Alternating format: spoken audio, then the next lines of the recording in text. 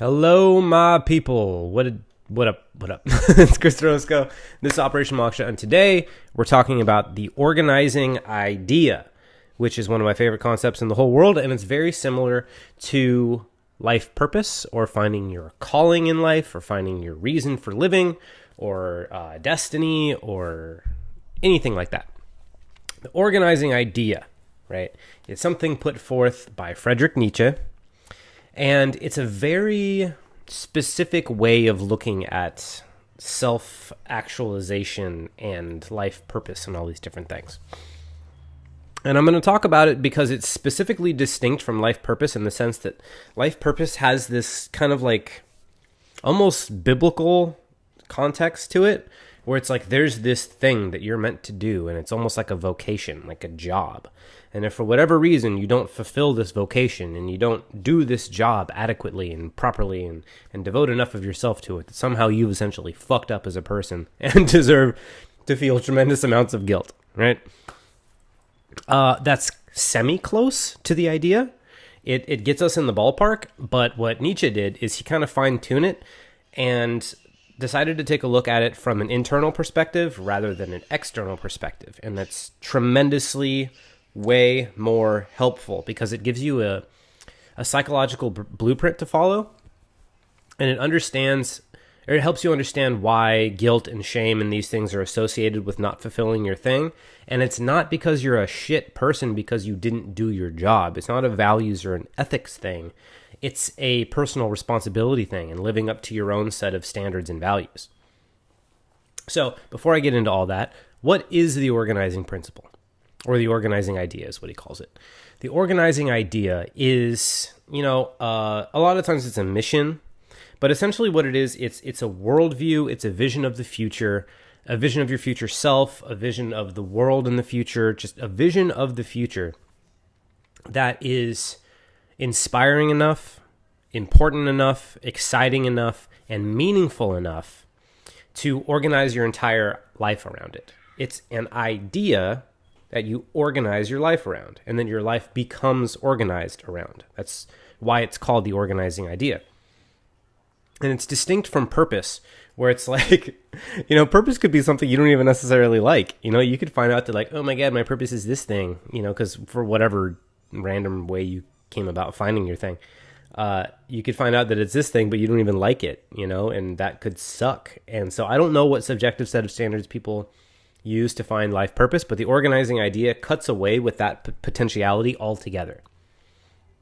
Because if it's an idea that's exciting and inspiring and meaningful enough for you to organize your whole life around, then that means that it has to be authentic and unique to you. Because if it's just something that was prescribed to you by like God or something, that you don't necessarily have any say as to whether or not you like it, I can't imagine a whole lot of people would want to pursue that. And even if you did, I don't think it'd be all that fulfilling. But when it's authentic to you and what's exciting to you, what happens is you connect to these distinct parts of your personality that are already there, right? Because something that I've noticed is you can't choose what you love. You can't choose what you're passionate about. You can't choose who you love. And you can't even choose what you're interested in. These things are all kind of programmed into you by the time you're aware enough to do anything about it, right? That's why, kids have this idea of what they want to be when they grow up. And when you're true to yourself, when you're genuine about who you are, a lot of times they kind of line up. It's because we have these innate parts of our personalities that we didn't choose that have these natural desires that are unique to us. And I'm not going to attempt to tell you that that's like, I'm not one of those people that's going to try and tell you the nature of reality or how things function or whether or not there's a God out there that put all these things in place for you. That's not what I'm here to do. What I'm here to do is tell you the undeniable fact of the matter is that you have interests. Even if you're unaware of them, they're there.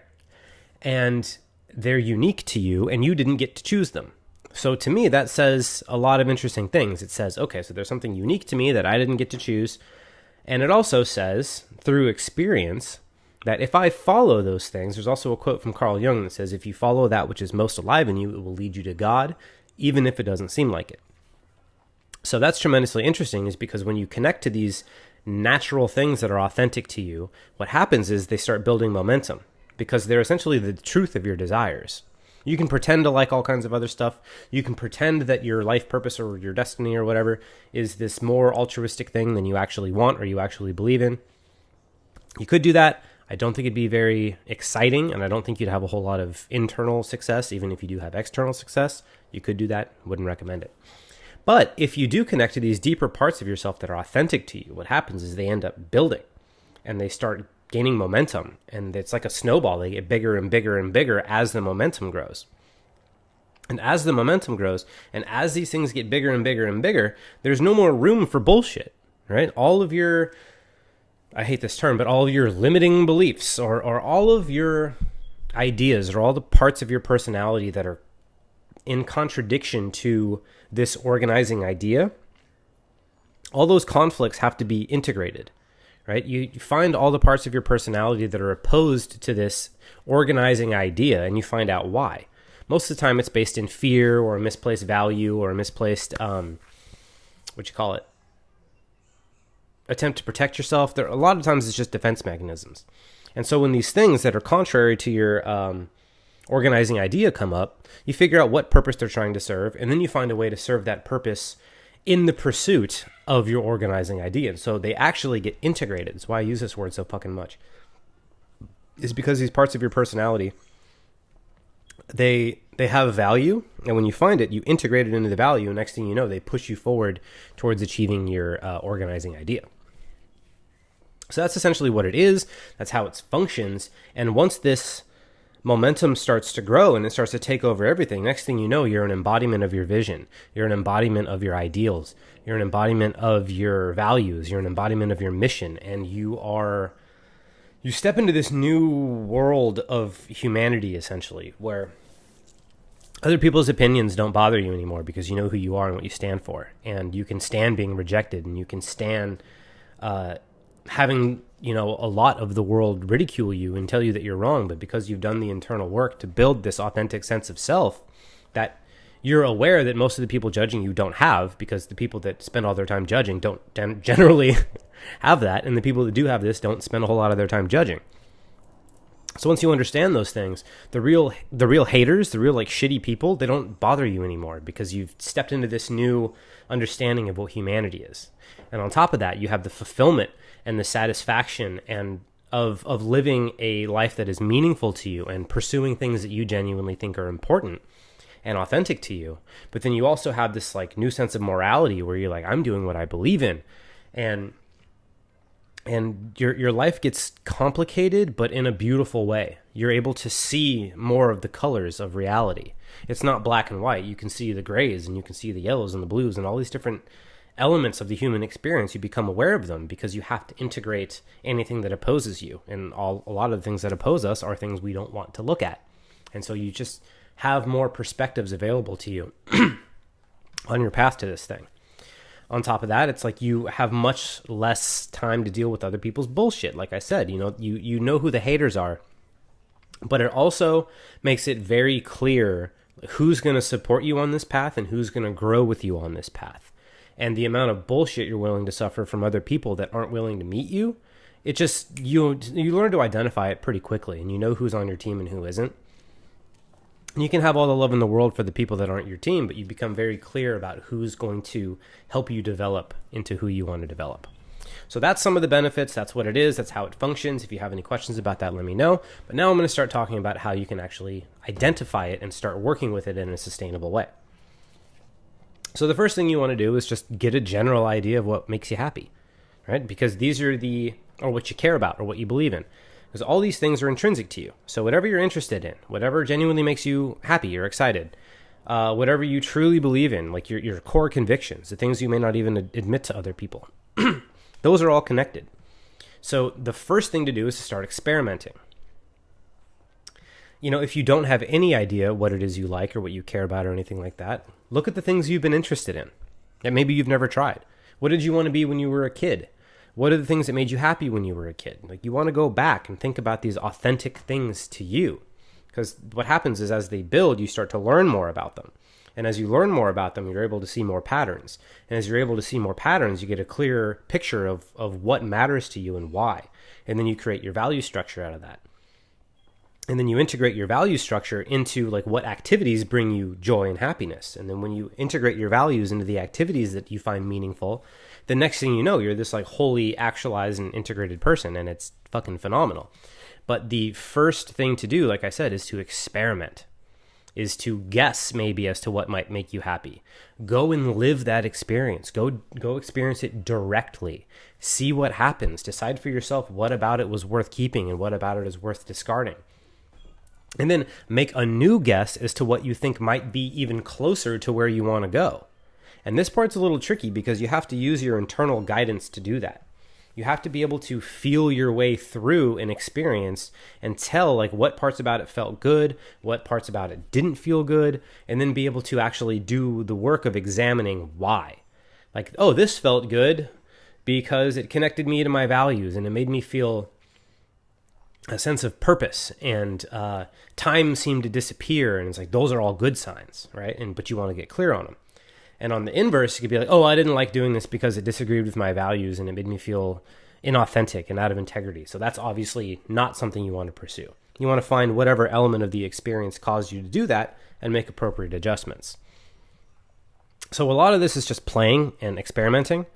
And people go wrong because they don't want to be wrong. They don't want to suck at stuff. People want to get stuff right. And failure is a tremendous fear of most human beings. So you have to get over the fear of failure because you're supposed to fail. If you don't fail, then you didn't really experiment, because that's kind of the heart of experimentation is failure. You're supposed to go wrong in order to get clues as to what the right path is. So if you can do that, if you can experiment, and if you can find the things that are unique to you and authentic to you, and you can keep going and you can build them until they start, getting this snowball effect momentum, then all of the voices in your head that are opposed to that will speak up, and then you listen to them, you hear about what they have to say, and you integrate their wisdom, and you keep going. And that is essentially how to live in alignment with your organizing idea and how to identify your organizing idea. Experimentation, practice, being honest with yourself, self-reflection. These are all the things that can help you hone in on what's authentic and real to you. Now, the number one thing that I probably should have said in the beginning of this video, but the most important thing you need to know, or not even the kind of thing you need to know, but a foundational belief. If you don't have this foundational belief, you're likely not to get much out of this. And if you don't have this foundational belief, I highly suggest you shift it, because if you don't have this foundational belief, then I think you're going to inherently have a weird relationship to yourself. And again, don't take this as like ultimate truth. This is just what I've experienced and what a lot of other smart people that came before me have said. In order to really get the benefit of this organizing idea thing, you have to truly believe that who you are at your most authentic is worth being, right? If you have this belief inside of you that whoever you are at your most authentic is bad, then you're going to have a really hard time finding your organizing idea, right? And that can be difficult because parts of us do suck. And it's easy to get the parts of us that suck confused with who we really are. But the parts of us that suck are generally misguided. The truth of who we are is wanting to be good and collaborative and harmonize and work together with the world, because that's our natural state, is harmony with ourselves. Actually, I don't want to say natural state. That's a state that is inherently possible in all of us, and we all have a drive to get to. That I will say. So if your inherent drive is towards harmony, then who you are inherently is harmonious. Any part of you that goes against that harmony, or that drive towards harmony and connection and collaboration and all those different things, any part of you that goes against that, you can trust has gone rogue, and likely because you abandoned it at some point. So it's your job to take a look at it and bring it back into the family, give it a big old hug, and allow it to do its job in a better way. So that's all I'm going to say on this. But I will add that I'm teaching a class on this at the end of January. It's going to walk you through the whole process. I'm going to teach you how to identify your vision, identify the meaning behind that vision, why it's worth fighting for, and then I'm going to teach you how to integrate all the emotions that'll ever get in your way. And I designed this course to be a sustainable program so that you can use everything I'm teaching you for the rest of your life. I specifically wanted to make this so that you could be self-sustainable, and so that you could identify your vision and adjust your relationship to your vision over the course of the rest of your life, and integrate all the emotions and ideas and obstacles that may come in your way so that you can live sustainably in this direction, even if you don't need my help ever again. So if you want to get in on that, send me a message, give me a call, leave a comment, do anything you need to do in order to get in touch with me. Because if this resonates with you, if you're ready to do some shit like this, my organizing idea, the thing I want to accomplish more than anything else, is to find people that understand this mission and understand this concept that I'm talking about. The people that can rise up and become the heroic archetype. I want to find as many of them as possible and help them rise into who they're meant to be and who they truly want to be. So if that's you, help me, help you, help me, and reach out to me and tell me whatever it is going on in your life, and I'll get on the phone with you for free and help you figure out if I can help, and I'll help you make a game plan so that even if you don't sign up for the course, you'll have an idea of what to do. So I've talked too long. I love you. I'll see you next time.